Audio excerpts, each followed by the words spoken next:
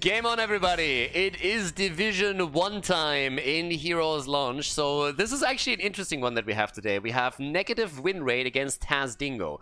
Now, to my knowledge, Taz'Dingo is actually written with two Z's. I might be wrong there, but either way, these are both teams that play in the amateur scene in Division 1 of HeroesLaunge.gg. And again, if you have not played in an amateur level play yet, do yourself a favor, go over to HeroesLaunge.gg and check these guys out. They have a division in North America, they have also one in Europe, and if you haven't played in an actual setup with people, with like-minded people that have a bit of a competitive ambition, that want to win games, that's the exact opposite of what you find in Storm League and in Quick Match, in case that you're wondering, then have a look at that. It's really how Heroes of the Storm is supposed to be played, and you're going to thank me later. But in Division 1, we're actually seeing these two teams going up against each other, and since the season just started, both of them haven't lost yet. Both of them have played 3 matches, both of them have been successful in all of their 3 matches. Now, negative win rate is a Polish team, and we have them in this case now also with Chen banned out. We have also seen ban on Alarak. And this game comes 10-12 hours after the patch has dropped, and the patch has actually adjusted a lot of heroes. There were small adjustments to all of that. Kira, for example, she got actually nerfed a little bit, and that, I think she's actually not even available right now to be played. To my knowledge, she's only available next week, but I might be mistaken on that. We're gonna find out soon, but she hasn't been banned yet. But she got nerfed, a lot of other heroes got like buffed a little bit, so you have to actually bear with me a little bit, because I haven't really looked at all of the changes just yet. Again, the patch just dropped, and we're still going to have a pretty awesome Division 1 match on our hands, I suppose, because negative win rate, for example, they are always in the Polish league, well, at least in the semifinals, if not in the finals themselves, so they are actually a team with quite a bit of ambition, and they are usually proving themselves in Division 1 here. In terms of the bans, we still have Zeratul banned out, we have the Chen ban. That's a bit more of a norm these days, since Chen has obviously been significantly buffed from after his rework. Now we're having a first pick into Jaina, and Rhaegar and Li Ming taken. Now for Tomb of the Spider Queen, Rhaegar by no means a bad hero, but interesting that he sees a first pick here after all.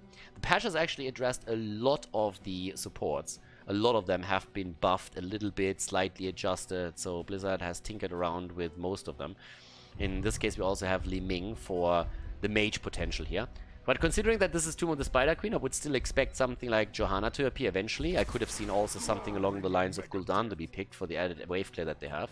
Thrall and ETC now taken for Taz'Dingo.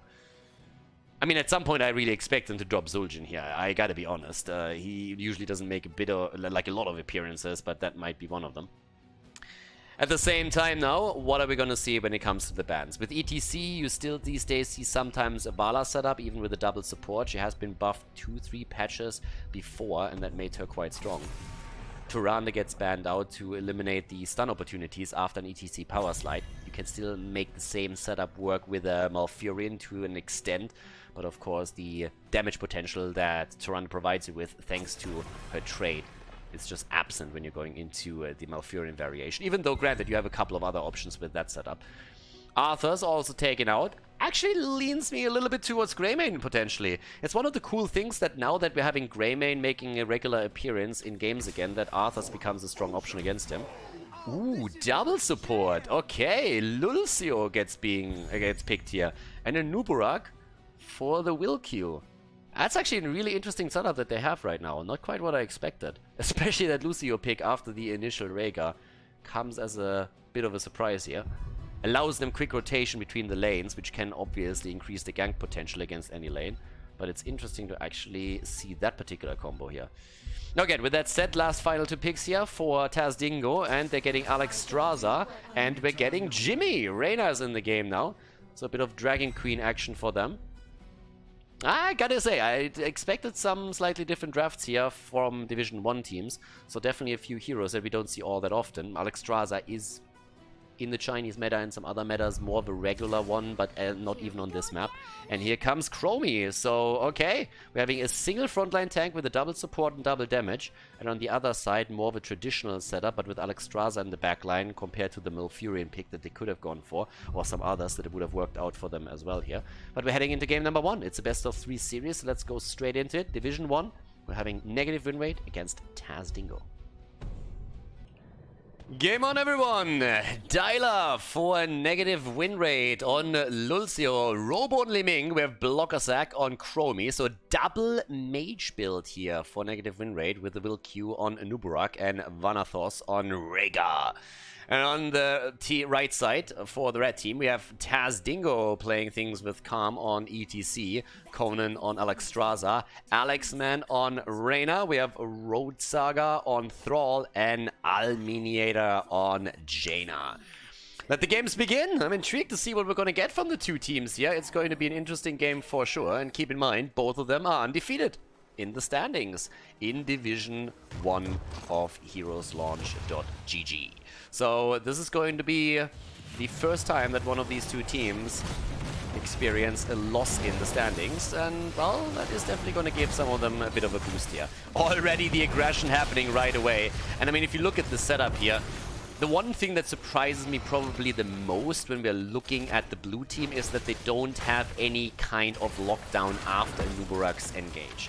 If you're thinking about the way that they're most likely going to try and play this is, they need to go for quick, either you just start poking, but if you want to engage with the Nuburak and get a kill in, then the thought process behind this should be, you engage with the Nuburak, you stun target out, and you follow up with a double burst damage from the mages and blow a target to pieces. That's usually how you play with double mages if you ever go into that setup. For that, it would be really beneficial to have Malfurion or Tyrande in the mix so that you can lock the target down a little bit more, but they have neither.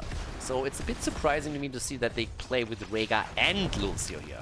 Now Lulcio obviously has, as mentioned in the draft, the advantage of allowing them to rotate between lanes a bit faster and set potential ganks up. And Rhaegar offers a bit more wave clear, which allows you on this map to oftentimes fight back if your opponent plays a more wave clear and AoE damage focused build.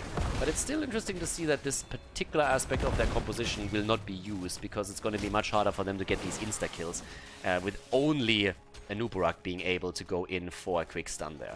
But we'll see how exactly that works out for them. The camp at the bottom of the map is already getting focused here by Taz'Dingo. And, well, there's no rotation from the blue team. That is really noteworthy to make that work. 12 stacks for Chromie so far. I mean, obviously, she is going to heavily try and focus to get those 7 blast stacks together for the additional Echo. We're having also Flames of Fury, so we are going to see the Flame Buffet build taken. And, well, talking about things that are getting taken, and yeah, Jaina nearly got taken out there, because the rotation was hitting her, but the damage wasn't there. And the lack of sustainable damage for negative win rate is going to make it a little bit more difficult in the long run. Rhaegar suffering slightly at the bottom of the map. Not only him, Chromie also getting attacked here, but attempting to get those Siege Giants out of the picture. They were claimed previously by Taz'Dingo. In terms of quest, the Echo of Element for Thrall, and of course, we're seeing also the Frost Wolf Pact here. Even with the Behemoth armor now on level 4 for Jimmy. Full build into the Lightning Shield, by the way, from Rhaegar. And Liming, at least, heading straight into her level 4 dominance with a proper greeting again for Chromie. Interesting again, since especially Nuburak is something that will try and set these targets up for her. But as it stands, not a single kill in the game, so both of the teams still playing around here. ETC knows he has to be careful. He doesn't really know where everybody is positioned, so he keeps himself to the top half of the lane to make sure that he has a path to escape if the shit is hitting the fan eventually. But with that now said, the camp taken from the red team's perspective is allowing them to push the mid lane a little bit more aggressively, and theoretically could result in a structure or two being taken down. Rhaegar adds, of course, wave clear thanks to the Lightning Shield, and is now attempting to use that, but we have turn-in available for both teams. Now, Taz'Dingo hasn't turned in anything yet. They still hold the 50 gems that they need in order to get the Web Weavers here. Chromie at the bottom gets attacked and nearly gets the kill in against Thrall. Might still be able to pull that off, but with 90 hit points, Thrall survives. Turn-in, on the other hand, comes through now for the red team, but they still need Thrall to turn in the 16 that he has, and he's actually a bit ballsy here. Standing tall? Okay, gets the heals from Alexstrasza, but one Chromie hit and he would have died a painful death here. ETC with the slide in. Thrall still sitting tight. Red team is starting to fight for the bottom turn in, but with Dialer moving up to the top, they are going to complete this one without any problem whatsoever. There's no one there to interrupt, and therefore the lead in objectives for the Polish team for a negative win rate. Level 7 talents for both teams now with a subterranean shield for the bug and also the ancestral wrath. As Thrall is claiming the first stack again for his level 4. And when it comes to stacks, Jimmy doesn't really look too great there either. 4 stacks only. Not really enough for them. But there we go. They started to jump in again. Starting to go straight in for the first Web Weaver up to the top. In the meantime, the mid lane is heavily focused on the other hand. Taz'Dingo is trying to prevent the wall from falling, but that Web Weaver is protected. And in comes ETC with a slide. There's also once more Lulcio as he's trying to make a bit of a play here. Nicely done here by Chromie, at least the attempt, but the execution was lacking a little bit. So after executing the temporal loop, they weren't able to set the kill up. But they still get the fort. They're still taking the fort down. And now to the bottom of the map, what else do we have? We have another wall destroyed, and it seems like they might even get the kill against Thrall. And that is a bad start here. If they can protect those gems, Jimmy goes in, tries to capture them, but guess what? He's isolated now, and that's another kill. Oh, yes, indeed.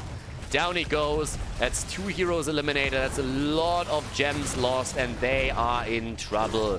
Fort in the mid lane eliminated. The one at the bottom of the map falling now too. 2 kills against 0, a level lead, and the negative win rate is going in and absolutely murders them here. That's a great start for them. I mean, 39 gems were at least turned in, so it's not like the red team doesn't have another turn-in opportunity. But with level 10 nearly grasped by the blue team, it is going to be tricky for sure. Once that level 10 is into play, they should be able to get a second turn-in for themselves. They're so close already in gems. They're only missing another 2, and then they're going to be Gucci here. Rhaegar's going for another camp at the bottom of the map now too, but he has to turn in as well if they really want to capitalize on the situation.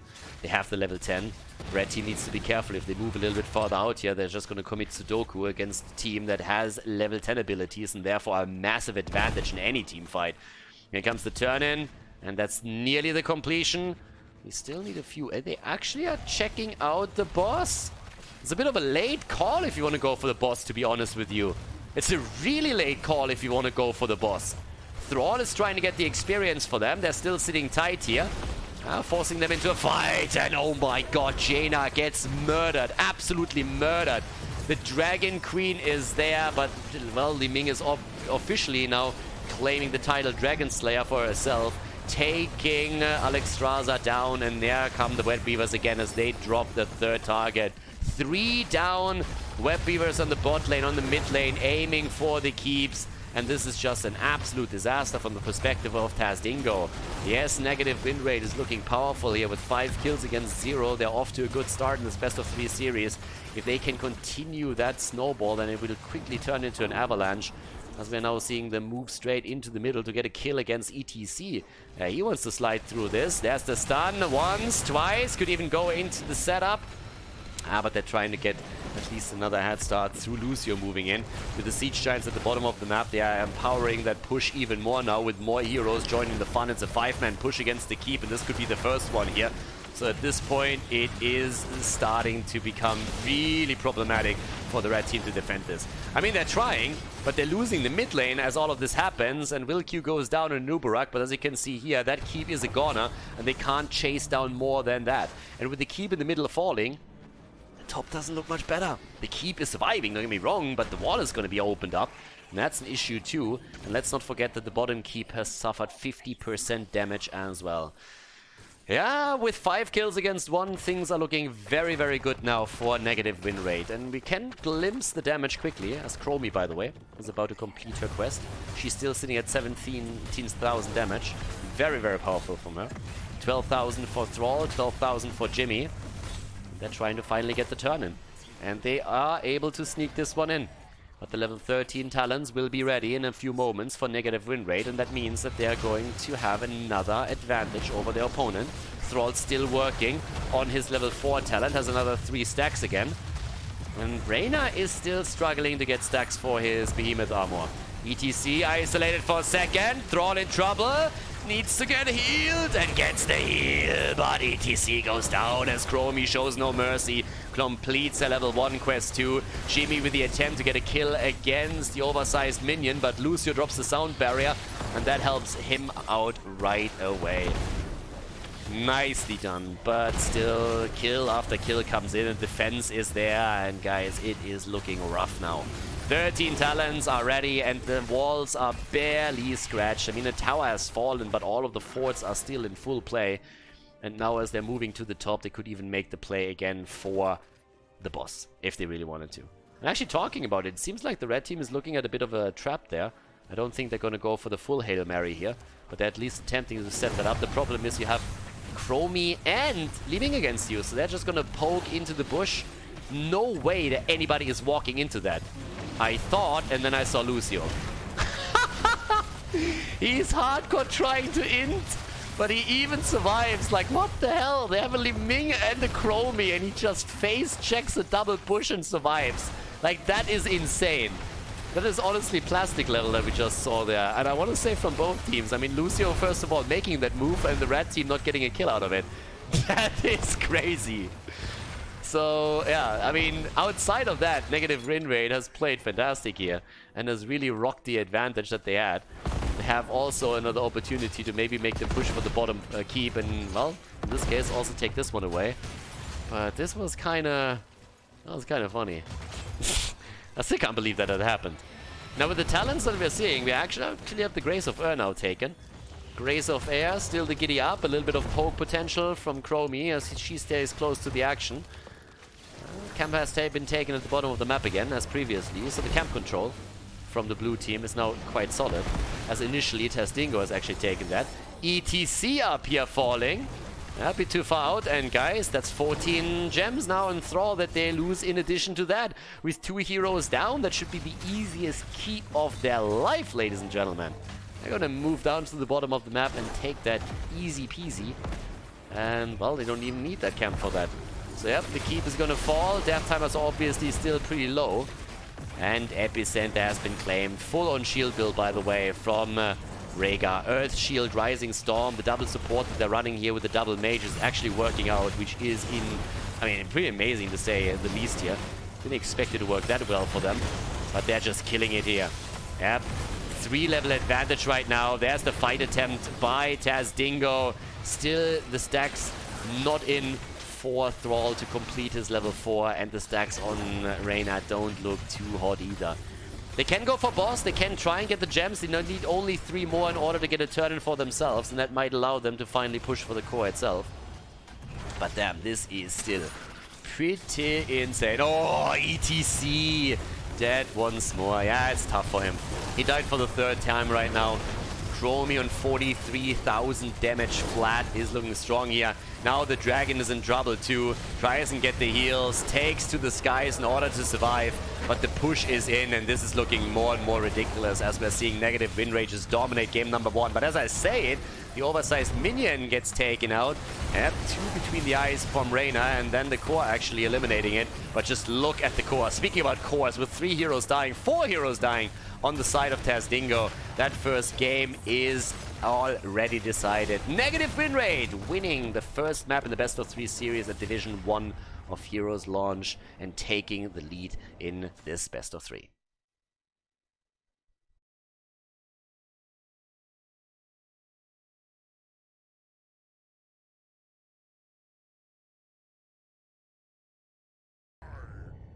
Game number 2, everybody! Negative win rate has been murdering it in the first game. I mean, damn, son. They just blew through that game. And Taz'Dingo, they need to be a little bit careful now. If they don't pay attention, then they're going to suffer their first loss in the Division 1 on the hands of their opponent here. That's honestly a little bit crazy. I mean, if you think about it, that was pretty much a SWAT down. And we have a very, very... I mean, again, coming back to it, negative win rate was actually a team that did incredibly well in the Polish League and also in Division 1 the last season, but I still expected this to be a bit more of a tighter match between them. So with Taz'Dingo going into Infernal Shrines, the question is, can they now maybe come up with something that will allow them to fight back and force the 3rd map here? We've seen a lot of games where just the game can snowball hard, and Tomb of the Spider Queen was, probably always will be, a map where you can snowball. There's always comeback potential, but let's face it, once that you actually lose 2 forts, you are starting to fall behind experience, and then you lose the gems on top of it, you know that you're in trouble. When it comes to the bans, there's still the Alarak ban against negative Winrate. That hasn't changed. We're seeing Chen getting banned out as well. And on Infernal Shrines. This is, for example, where I could see the Alexstrasza pick coming through again for Taz'Dingo. This is normally in Europe the map where you sometimes see that. And oh, they're actually banning Lucio. Yeah, Lucio gets banned out. Fair. Let's see what else we're gonna get. The draft has been a bit different. I expected more draft that really leans very hardcore towards the meta. When we're going lower in the leagues in HeroesLounge, in the amateur scene, then obviously we are seeing more and more preference picks being taken. But especially here, I expect still the drafting to slightly mirror what we're seeing in, well, Division S, in Heroes High Premier Series, just on the top level where we have the HGC players playing too. But now that we're heading into Infernal Shrines, we actually have Gul'dan picked immediately, so that helps you with wave clear. And especially when it comes to the shrine fights themselves, Gul'dan is of course great and also has Horrify, which is always a fantastic tool. Leaves a lot of other picks open though that we normally see prioritized. And well, in this case, Jaina gets picked and we have Johanna. So Jojo is obviously quite strong on a lot of maps, and on this one she gets a little bit more value too.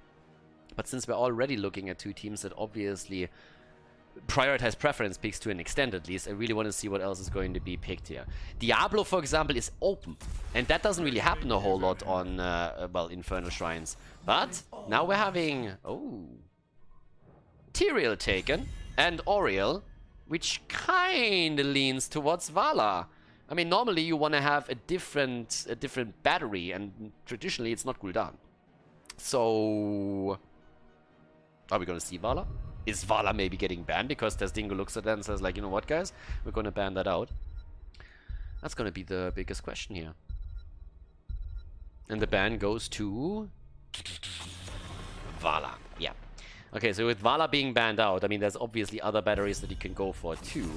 But that would work. And there's the Alexstrasza ban. Again, it would have been a great hero for Taz'Dingo, considering that they already showed that they like the hero on other maps. And this is one of the best for that. But there comes Rhaegar. Alright. The little doggy is coming in. Oh, and Sonya! Alright. Sonya is back as well. Well, Rhaegar Lightning Shield. Sonya in the Switch as well. So far, so good. Me likey. Okay. Fair enough. What else are we gonna get with this? Last two picks. Now, what's the damage dealer? The second one. And also, are they maybe even dropping something like Blaze into the mix right now? Could also slightly change the last patch, but no. That actually amazed me. That Blizzard buffed Leoric. That was mind-blowing to me. I was honestly looking at this, I was like, are you serious? It's one of the best offlaners anyways, and you're just buffing him? All shall Swiffer. Leo gets taken out. And now we're having Reyna added to the mix for them as well, which leaves us with the last pick on the side of Taz'Dingo. And what's that going to be? What are we going to see for the red team that turns all of this around? Honestly, I want to have another melee hero. With Sonya in the mix, you have the damage, you can drop another one. What? What? What is this? Division 1 or Division 7? Like, what's happening here? Asmodan? Okay, like, I'm game. That is the last thing that I expected here to be taken. Again, I expected a bit more meta picks, but yeah, they're going full YOLO here. You only YOLO once, boys, and we are heading straight into it. Infernal Shrines, Taz'Dingo against negative win rate. Game on, everybody! It's an Asmodan game. Negative win rate on the right side, on the left side in blue, with Robo on Gul'dan, the other right, the other left. Dial on Tyrael, Blocker Sack on Reyna, we have Vanathos on Leoric, and the Wilq on Auriel in this game, switching over into the support role. On the right side of the map, we're actually looking at Calm on Johanna, with Alminiida on Jaina, Saga on Sonya, Conan on Rhaegar, and Alexman on Asmodan. I'm ready for the jam, baby. Show me what you got. Level 1, Gluttony. And, well, we have actually talked a lot about the combo with Asmodan in Division 7. And the one thing that always tilted me into oblivion, which I talked about for, like, I think, like, hours, is the stacking of Asmodan and how you properly do it. And now that we are in Division 1, I expect people to help Asmodan out, and there we go. And just look at this. Look at the beauty of it. Look at the beauty of it. You want to know how to stack?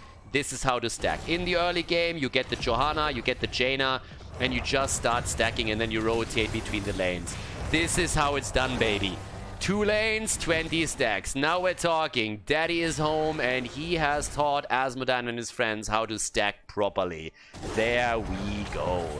So yeah, this is exactly that. Normally it's already enough if you have something like Johanna, but in this case they're dropping Jaina into the mix too, and they're getting solid stacks out. And you do that a couple of times, you rotate between the lanes, you get that going, and then you pretty much have a setup in which your Azmodan is very, very early on self-sufficient because he finally has a setup in which he can kill everything by himself.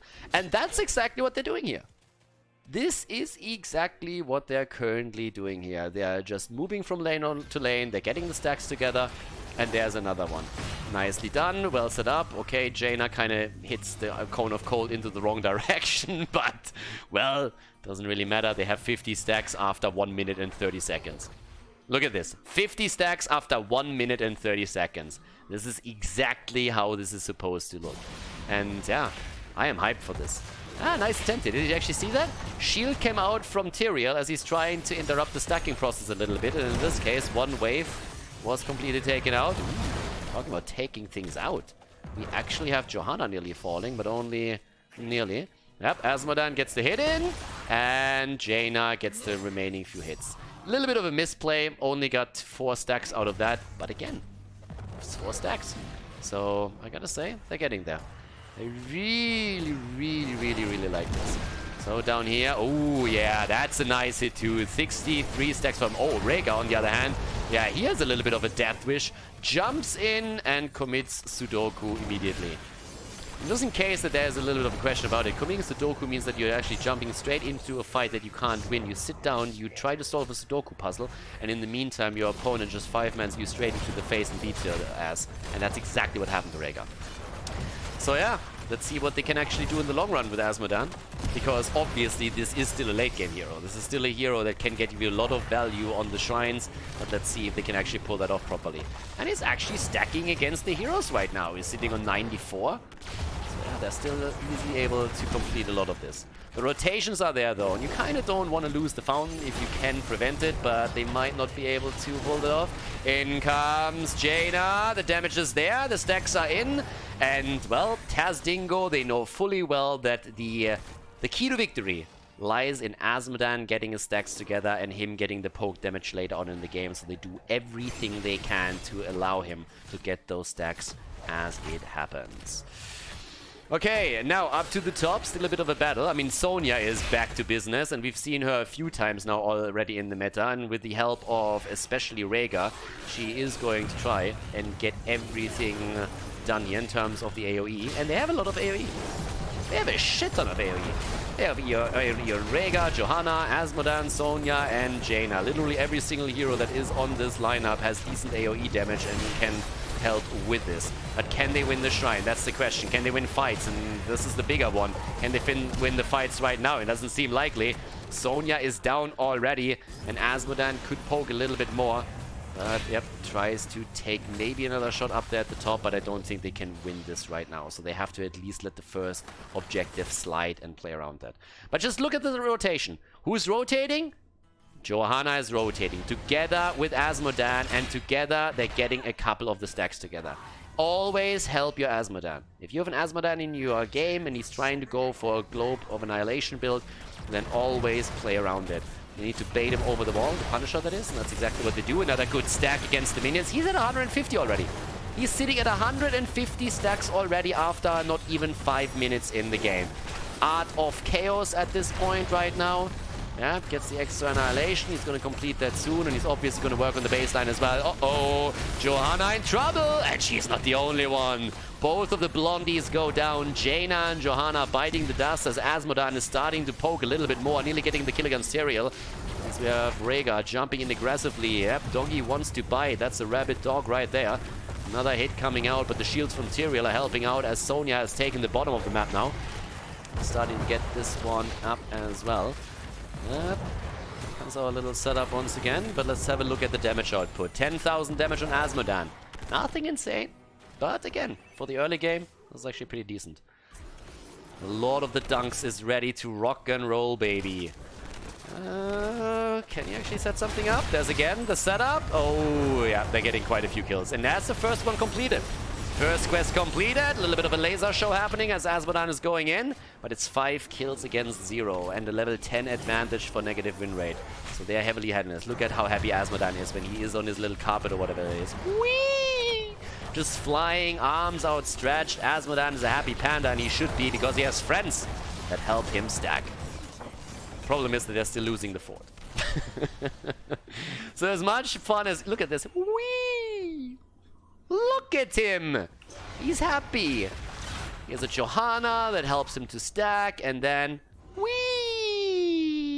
He can just lane to lane to lane to lane. It's like being in a theme park. Just like being in a theme park and being able to chill a little bit there. Sonya then again. Oh, nice one! I like that. That was actually well done. Spear over the wall, and do they get the kill too? Ah! Oh! The meme train is hitting this game hard! Azmodan and Leap. What do you want more, guys? What do you want more?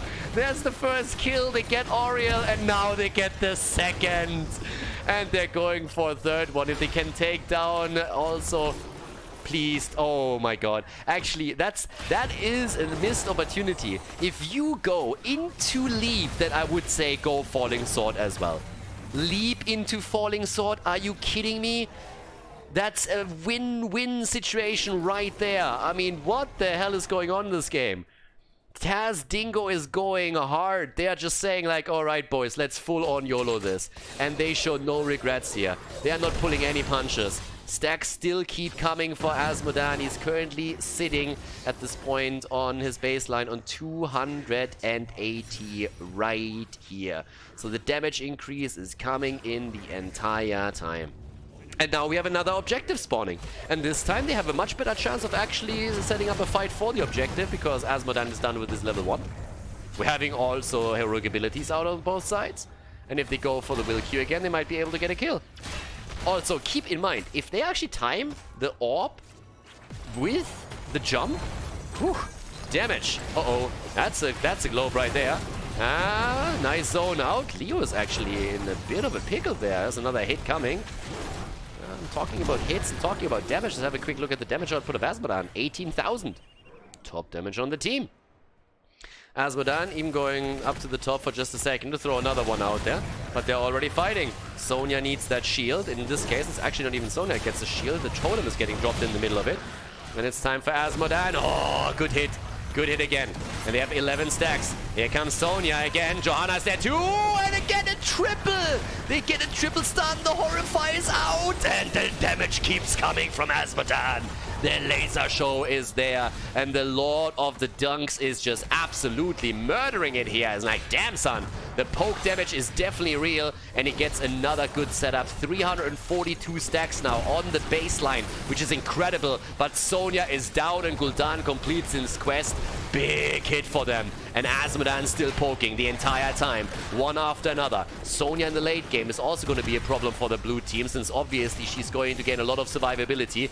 Another hit comes in. 34 against 28. And it looks like the blue team is going to win another one. And yes, they do. Azmodan then again wants to go for the 400. And he's going to get that soonish. Easy Khaldor for him up to the top. Getting that one done. Nearly having the 400 now, but they're losing another 4. They lost the one at the top, they're losing the one at the bottom of the map. As the talents keep coming though, Sonya is going to get a little bit more survivability in this game.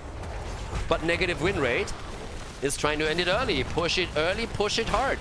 That's what they're trying to do right now. 25,000 damage for Azmodan. He's definitely contesting it with the best here. Jaina has roughly the same, but this keep is in trouble, and this is a massive problem for them right now. This is a big problem. They can't lose the keep this early in the game, and it feels like they will. Well, maybe not. Here comes the attack. Oriel with a save, the Horrify, and Sonya jumping out. Not getting taken down just yet, but look at Jaina. She's isolated and she's about to fall. Jaina down. Can Azmodan save the keep with the rest of the team? Another hit, and they take the minions apart. He's done with the baseline, by the way. He is done with his baseline stacks, but the keep is about to fall and negative win rate. They want the 2-0 victory here, but they don't get the keep. At least they don't get it yet, but they're going to push in again with the next minion wave, or at least it's what we can expect here. And Gul'dan is going to have another Echo Corruption in just a moment to drop the few remaining hit points on the keep. Trying to move in for it, but there we go. The hits keep coming, and that's another big one, but it's not enough poke damage, and they fall! Johanna down, Rhaegar dead, and Sonya, just after she came back to life, is also getting dropped here.